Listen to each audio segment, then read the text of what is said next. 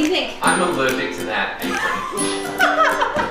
Don't come any closer, I'm gonna start sneezing. Where'd you get that? My mother gave it to me. But she's a dog person. I know. I haven't used that since. It's got some dust on it. What did we plug in? Do you remember this one?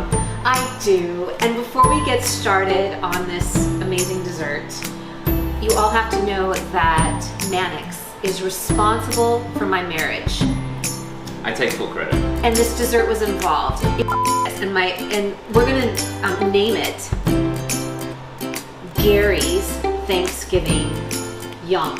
That works for me. Gary's Thanksgiving. These videos, when I see them on YouTube, they go, they go, let's get started. Let's get started. Well, it all starts with butter and sugar.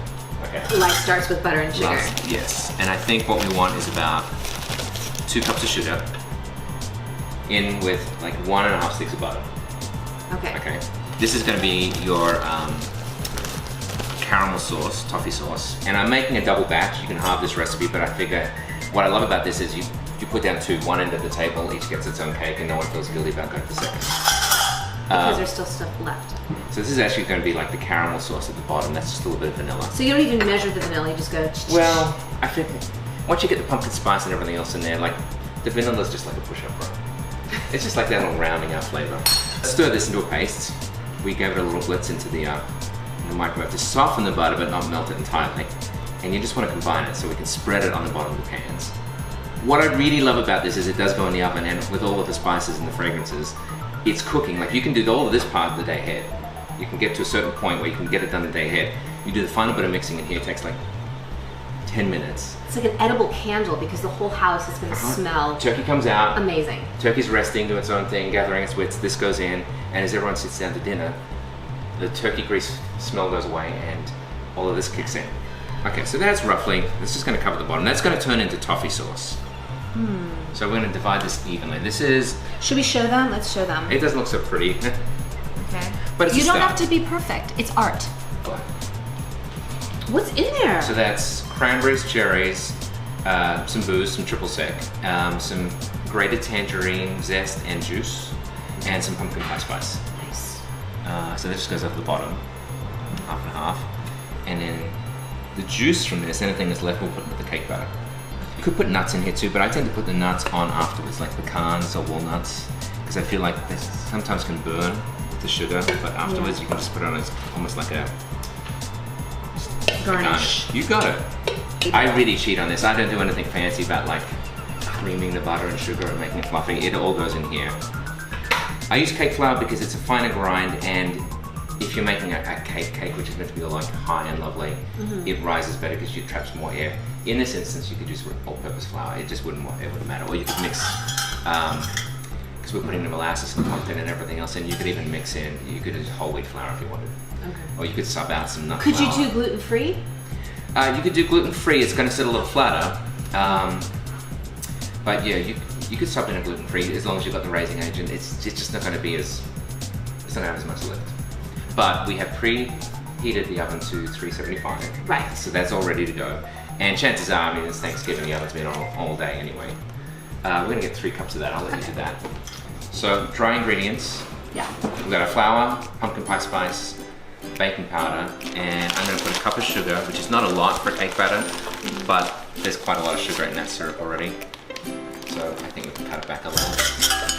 And then the wet ingredients, we've got 4 eggs, 2 sticks of butter, and we're going to put a cup of pumpkin.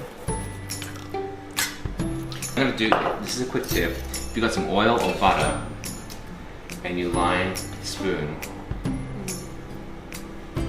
or heat the spoon, then when you go in for molasses, it pours out more cleanly, and you don't get that big sticky mess. Put that all together, and we're just going to blitz this, and that will be our batter done. Blitz, is that an Australian term or is that a holiday like blitz in a term? I just think it's a very glamorous term for bashing all the crap out of all the ingredients. Getting stuff done. No? That's working. Yeah. And Like no creaming, no mixing, no separating eggs, just batter it all together. Gary's gonna be happy. Gary's gonna be so happy. Gary's Thanksgiving yum in the process. Don't yuck my yum. Almost sabotaged by the Appliances. we were just, Chip and I were laughing about how when we got married, how you appeared from Oh my god. behind. Well, you stuck us behind that thing, and I was with Jenna, who's like this big. So there's many different religions in my family, so we had a part Jewish, part Christian, part, it was spiritual. It was a spiritual Yes. ceremony, an occasion.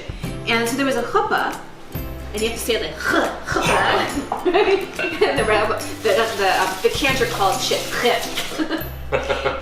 And there was like a curtain behind it, and I just remember, We had to stand there before anyone came in. So Jenna and I standing there like this with our readings, waiting for everyone to come and sit.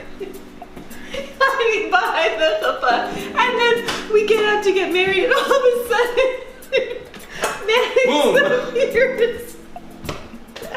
And what did you read? What was your reading? Were you reading The Velveteen Rabbit, or did Jenna read No, Jenna read The Velveteen Rabbit. I read the other one. Don't ask me what that was. I don't I need remember a prompt. either. We'll put this in the oven for... Oven's hot, 375. This should take 35 to 40 minutes. Okay. You're not going to know by sticking, like you normally stick a skewer in it. Yes.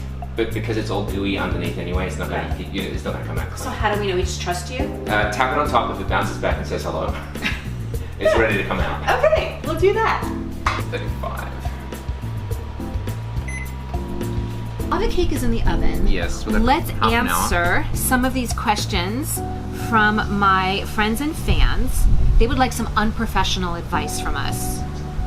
So this is from Jessie Wood. One Thanksgiving when I first brought my now husband to my mom's, an elderly lady died between dinner and dessert. My question is, would it be a faux pas to still serve dessert should this ever happen again? Jessie! Well, I'd light a candle. I'd acknowledge and then embrace and then serve a la mode. You know what? I think she has a Thanksgiving angel. That's a going good to thing. watch over the dinner. And you're right, light a candle every Thanksgiving dinner. It doesn't really matter what dessert you serve Or not serve if or you not want to serve. cheese. But Sure. acknowledge and reflect and include and set an extra chair. Oh, an extra chair. Definitely, definitely. So Dale Pierce wants to know, I need to know how much is appropriate to drink at family functions. Dale. Depends on the family. Yeah, it does.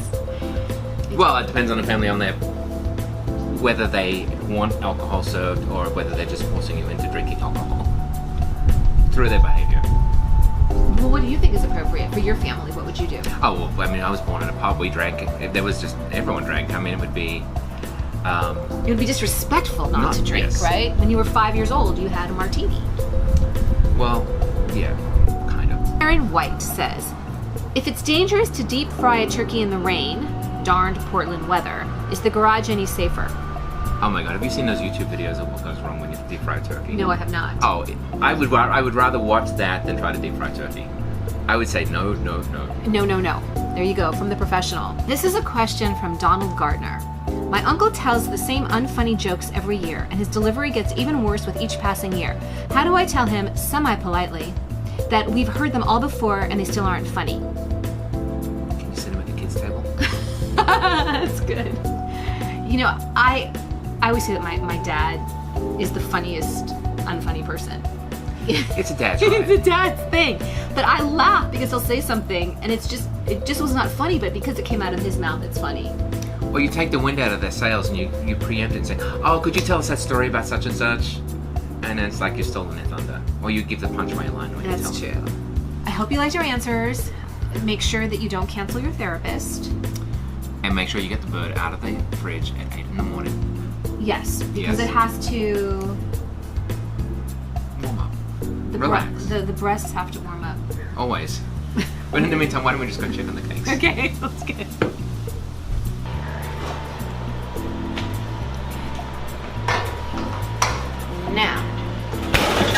Let's see if when I press it down, it bounces back and says hello to me. It bounced back.